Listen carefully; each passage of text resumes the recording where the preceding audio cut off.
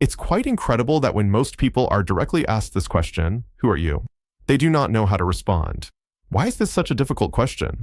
In most cases, people respond with an awkward explanation that includes what happened to them in the past and why they are where they are today as a sort of excuse to explain why they are not where they should be.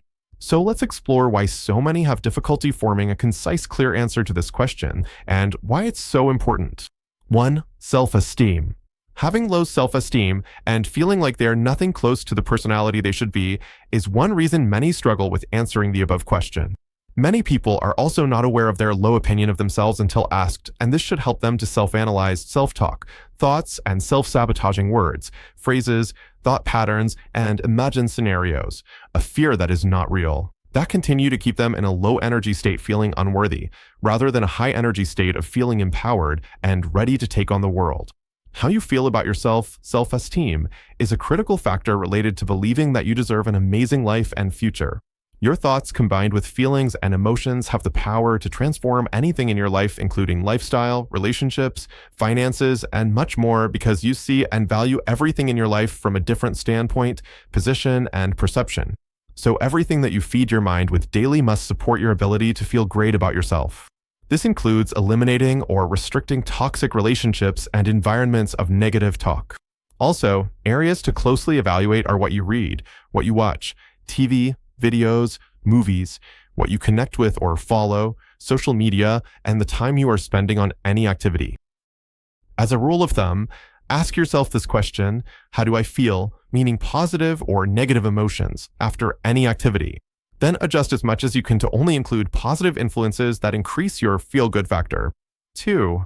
A clear intention of who and what you are trying to become. When you do not know what the destination is, it's really hard to start the journey. Who do you aspire to become? What are your best and worst personality traits that could be nurtured and controlled? Who do you admire? And why? Ask someone or multiple people close to you the following direct question: what do you think I could do better? And please be honest with me. You will be surprised by some responses, but in most cases, you already know the answer. This will help you formulate a clear intention and personality that you are working towards becoming. Think back to moments in your life when you were at your happiest and evaluate why that was the case. Imagine that if you died tomorrow, what would you be remembered for and what would want to change? Write it all down. You are compiling the best version of yourself that you will soon become. 3. One identity, multiple personas. When we answer the question, who are you? Most people think of themselves as having one personal identity, which dramatically falls short of the personality they would like people to see them as and how they see themselves. In reality, we become the result of our collection of limiting beliefs about ourselves, but also have the power in our own hands to become the best version of ourselves. A great way to liberate ourselves from this and change the way we view ourselves is to accept that we can be whoever we want to be and with whom, exercising multiple personas. We all behave differently with different types of people in different environments. For example, when we are talking to our grandmother, or talking with work colleagues, or talking with a close friend, or a total stranger, or a person of the opposite sex. We are constantly switching personas based on the person, the environment, and the context of the connection. So, liberate yourself from your current perception of yourself as your life is your movie and you are the leading star attraction in it with multiple roles.